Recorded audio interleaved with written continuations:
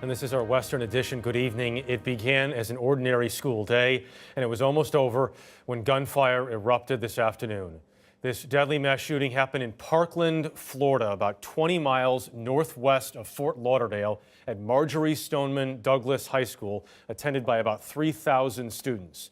A suspect was taken into custody about a mile from the scene. We're going to have much more on him in just a moment. We do have extensive coverage tonight, beginning with Manuel Bojorquez in Parkland. We do caution you, some of the video you're about to see is graphic. Manny? That's right, Jeff, and a law enforcement source tells CBS News the gunman appears to have pulled the school's fire alarm to create chaos and then began firing. Those who could ran, hiding in classrooms, even closets, while the shooting continued. Just as the school day was ending, the shooting started. This cell phone video captured the gunfire and the screams of the high school students trapped inside their classrooms. I'm coming out to the east side with the casualty and ambulance standing by, critical casualty. The sight of what's become an all too familiar panic of students fleeing hands raised in single file, only matched by the images of armed tactical police racing into the building looking for the gunman. From the air, emergency crews could be seen tending to the wounded, dressing their wounds. We're coming out with one injured person. He's shot. Broward County Sheriff Scott Israel. We've had approximately 14 people transported to area hospitals with varying degrees of injuries. Description of the subject is going to be a white male, last seen wearing a burgundy shirt. The sheriff says the alleged gunman was captured off campus. He was seen surrounded by police, being placed into custody. There's the guy being put in the back of the car. He was taken into custody, I believe, about an hour after he left Stoneman Douglas, after he committed this horrific, homicidal, detestable act. I don't know how we're alive. Marjorie Stoneman Douglas High School freshman Bruna Oliveira says the gunman was just outside their door. For like 30 minutes, we were just like praying and crying, and then the police came and we just got out. When the lockdown was over, distraught parents raced to the scene. Even more emotional teenagers relieved to be outside. School Superintendent Robert Runcie. It's a horrific situation. It's just a horrible day for us. Late tonight, the school district announced it would be canceling all classes and school activities for the rest of the week. Some students are still being reunited with their parents even hours after the shooting because of the painstaking task of evacuating the high school and interviewing all witnesses while at the same time ensuring that no one else here poses a threat. Jeff? And so, right, Manny, so they have to get all the students, or they're trying to get all the students as much as they can into one place and then take them to a hotel and reunite them with the parents. That's exactly right. There was also a Walmart nearby where a lot of students ran to after the shooting, so reunifications with parents happening there right now. And another mother came up to me not too long ago asking how she could get a hold of the FBI because they were still interviewing her son, and she, of course, wanted to see him. All right, Manuel Bojorquez at the scene of this shooting today in Parkland, Florida. Well, welcome to Christ in Culture again. Glad to have you along with me. This is Pastor Mel McGinnis, and I'm Pastor Jeff Short. We're talking about the Florida shooting, the latest Florida shooting, trying to understand the context in our culture. We're not really looking for political solutions today. We're not trying to get into that. A lot of people are talking about that. We're going to try to come at it from a different angle, and that is, what are the cultural conditions that might foster this kind of violence that we're seeing? I mean, we see it all the time, right? Yeah, and we're witnessing it, and I think people nowadays, because we live in such an anti-intellectual age, don't want to think through what really is happening, so they go to the most expedient thing, which is politics. And that's not really where to go first. Right. Where we need to go is in the area of ideas, beliefs, what's happening in people's hearts and minds. Yep. Why are they doing these things?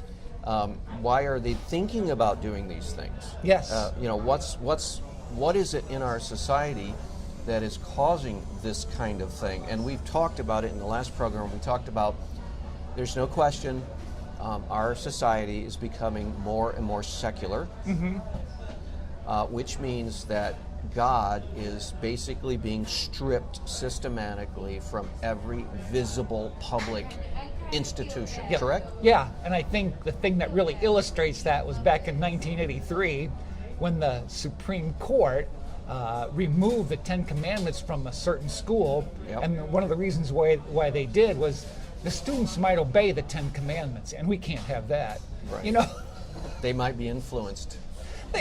And then in the 60s, was it not Madalyn Murray O'Hara successfully argued for the removal of prayer in school? Yeah. So they stripped prayer out of school. There is a systematic attempt by secularists to strip God out of every visible, audible, consciousness of society. Yeah, but schools, government. But the secularists were very much at work and being effective way before the 1960s. Yeah. Because the students way back then, and my mom remembers it, being taught evolution. Yeah. And how that, in the late 40s, 50s, began to make her mind question about the validity of the Bible. So the secular forces, through the individuals like John Dewey and his cohorts, were at work to undermine a Christian worldview within that public school setting. Yes, I agree that they were at work in our institutions long before the 60s. During our lifetime, in the last 4 or 5 decades, we have seen, have we not, the increasing secularization of our culture. We are seeing hostility toward God and even mention of God.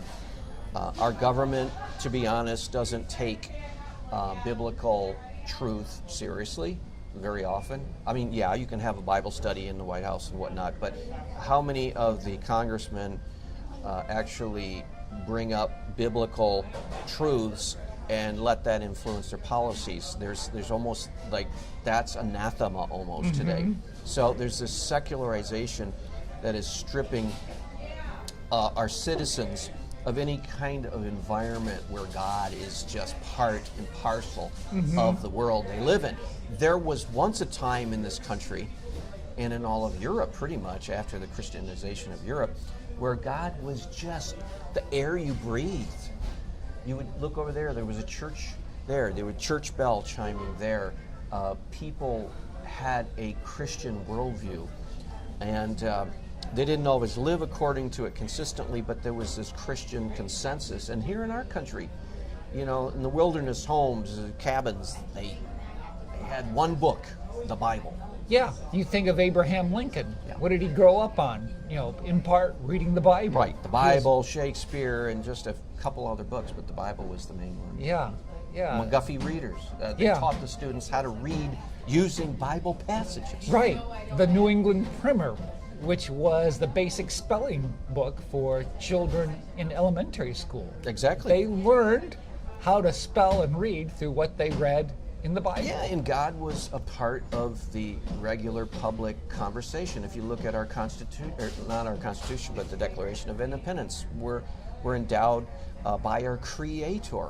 It's just, there was no controversy on that. There was no debate. There was nobody who was saying, hey, we got to have separation of church and state, right? You can't. There was such an agreement that, yeah, of course, God is there, and we have morality and the foundation for right and wrong, and we can build on these principles, and there's no question about that. Today, entirely different. Yeah. I mean, I think, as I'm listening to you, go back to that New England Primer with the elementary schools when they learned their ABCs. This is how they learned A. A stands for Adam. In Adam's fall, we sinned all. So they already learned... Teaching theology. Yeah, they were teaching theology in the midst of learning the alphabet. Wow. Showing that the heart of man... That's great to have that right there during the learning process. Right. But today, you would never, ever, ever see that in a public setting. And in addition to that, we've seen a dumbing down in education.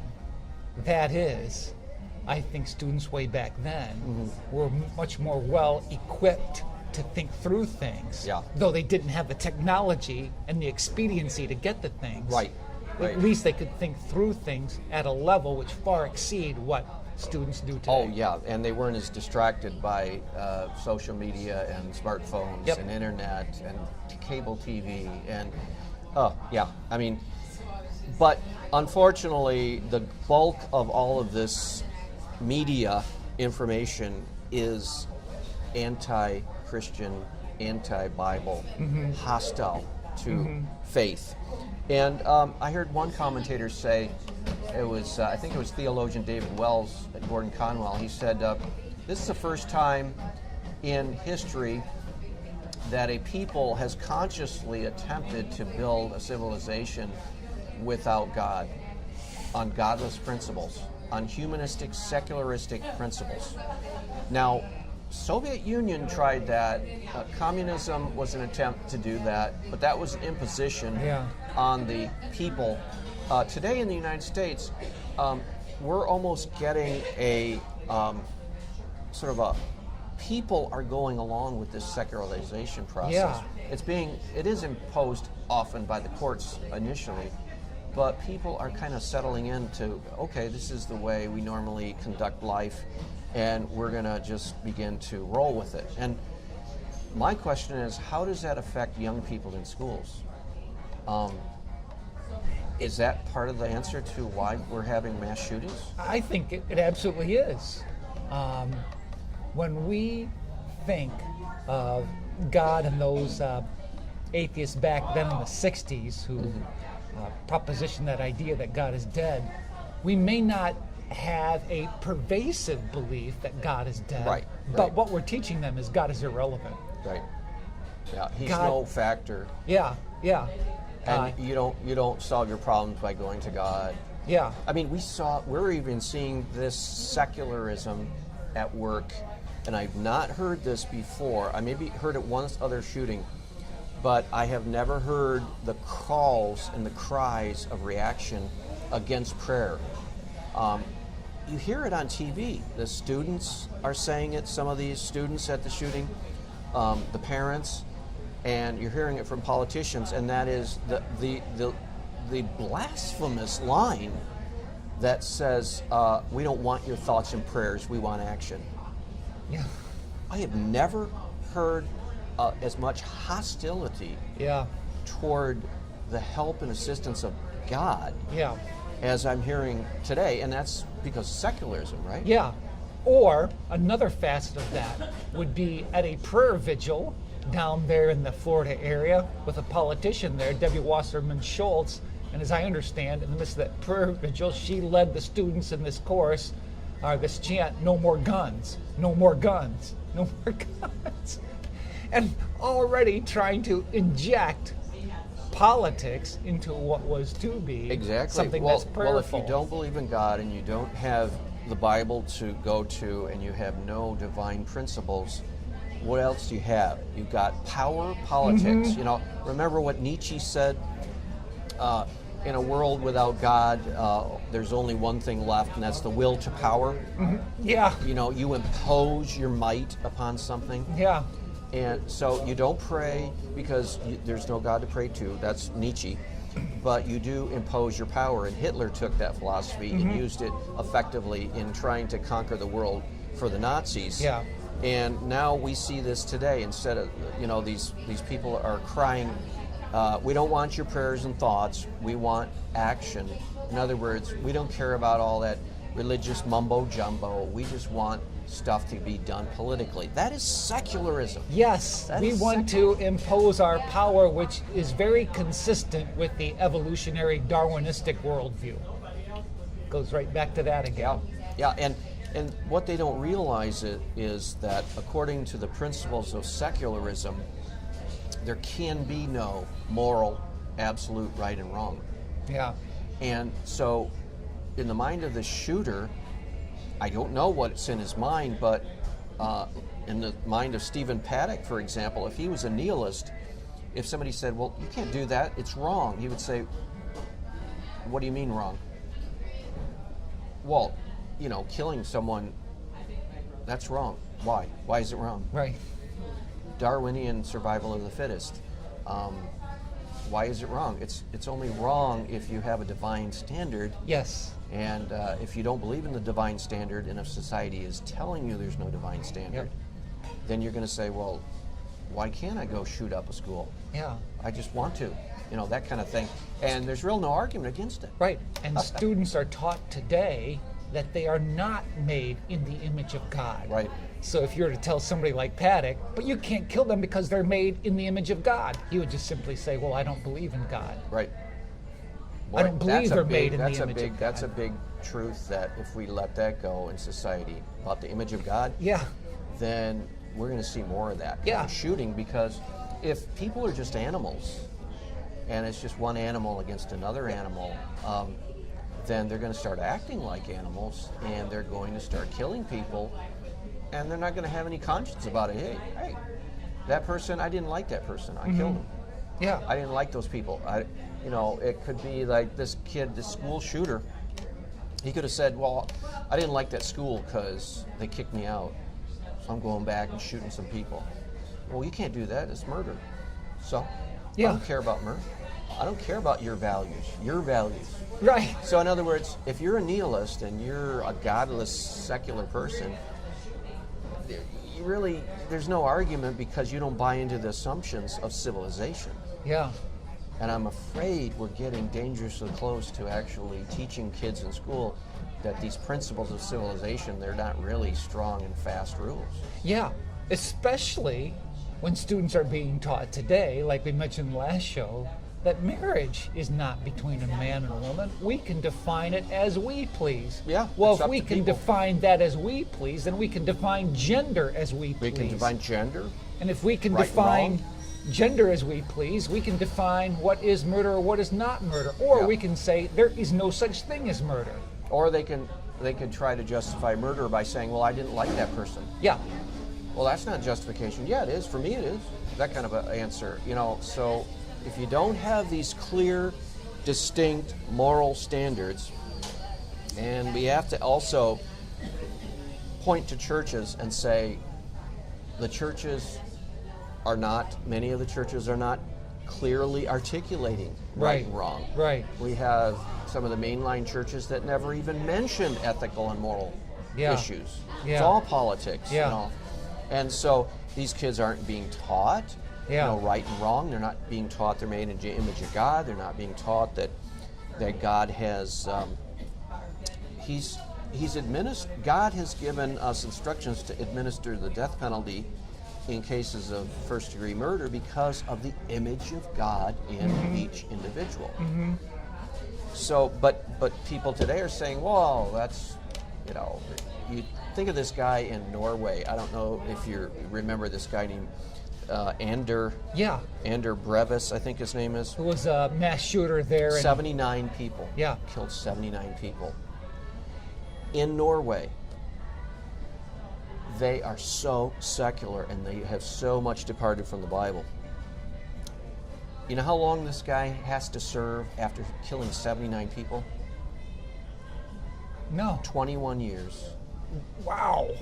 21 years in jail, and then he's free. Yikes. And he lives in this kind of like luxury apartment called a jail. Last year, he went on a hunger strike because he said he was being treated inhumanely because he was not given the opportunity to upgrade from PlayStation 2 to PlayStation 3. And Norwegian courts took him seriously. There was actually a judge that found his complaints legit. Yeah. This is the kind of craziness that happens in a society that departs from biblical truth, right? And we have many in America that want to become more like Europe. Think more like the Norwegians as a case in point. And as much as they appeal to that, I see the situation in Norway on much more of a slippery slope than we are. We're on a slippery one enough, but you want to go that direction? Can you see the disrespect that they're giving, though, in Norway for the image of God? Right. Here is a mass murder. 79 murdered people, hands of one killer, shows no remorse. He mocks the judge that sentenced him to 21 years. He did that when he was, I think, 30 or something. So he gets out of jail when he's 51 or 52 after having killed 79 people. Yeah. This is a blatant injustice because it mocks the image of God in people. Exactly. I mean, if you really took the prohibition against murder seriously in the Bible, the Ten Commandments seriously, you would never deal with this criminal, this mass murderer in such a lenient fashion. Right. I mean, they don't take Romans chapter 13 seriously. The government bears not the sword in vain. Right. They don't care. They don't care about Genesis chapter 9, where God institutes capital punishment right there. Right. For every life that's shed by blood, so his life, shall be taken as well. Exactly. I mean, it's just totally this secular departure from God's word. I mean, it's rejection of God, rejection of his word, rejection of God's truth. Right. And saying we know what's better than God knows. Yeah. We don't have to listen to God. We don't want to have anything to do with religion or theology. Richard Dawkins goes as far as saying theology is nothing. It's a non-academic subject. He says theologians produce and do nothing. That's what he says. And that's what these Scandinavian countries like Norway basically are saying. And that's what we're seeing in our country more and more and more in our educational system. But let me ask you some other questions about this latest school shooting. Now, do you see any problem? We talked about nihilism in our culture. We talked about a culture of death in our culture, survival of the fittest, and all of this thing.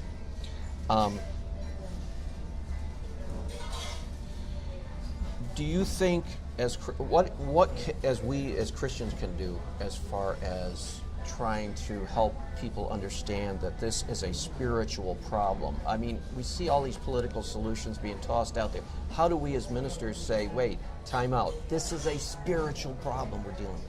Jeff, that's a great point, because as people listen to the radio, as people read the news or watch the news, they keep hearing mental health. Yeah. And that does not get to the spiritual root of the problem. No. Mental health just has to do with the mental faculties of a person, the psychology of a person.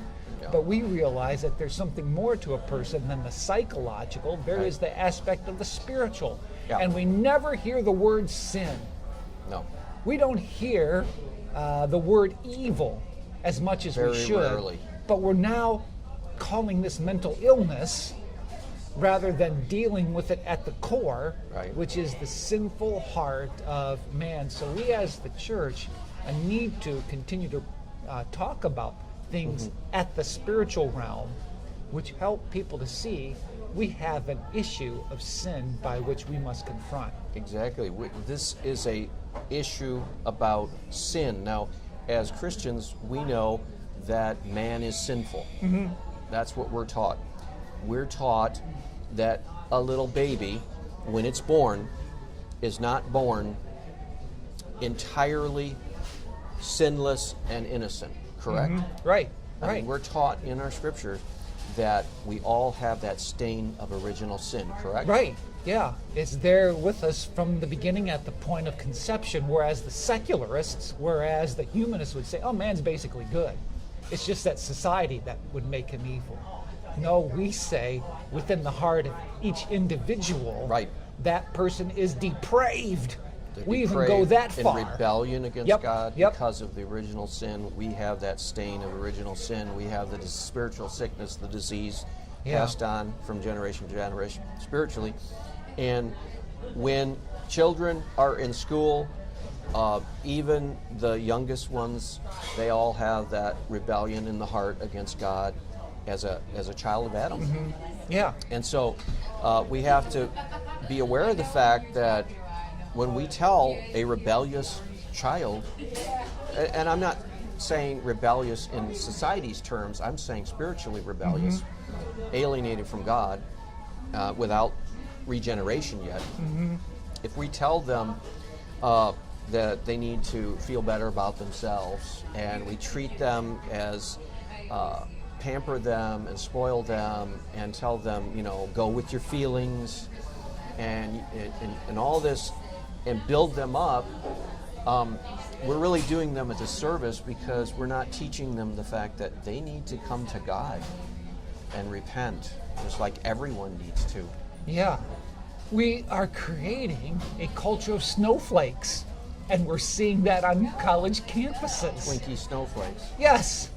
Twinkies and snowflakes. With their safe spaces. With their safe teddy bears, Play-Doh. Whereas the Bible helps us to look at the reality of the world we live in. It's fallen. We need a rescuer. That rescuer is Jesus Christ, who came to redeem us. It's a tough message, and that's why some adults don't want to tell it to kids or teenagers. But even in respect to how to treat this 19-year-old kid, he committed mass murder. Yeah.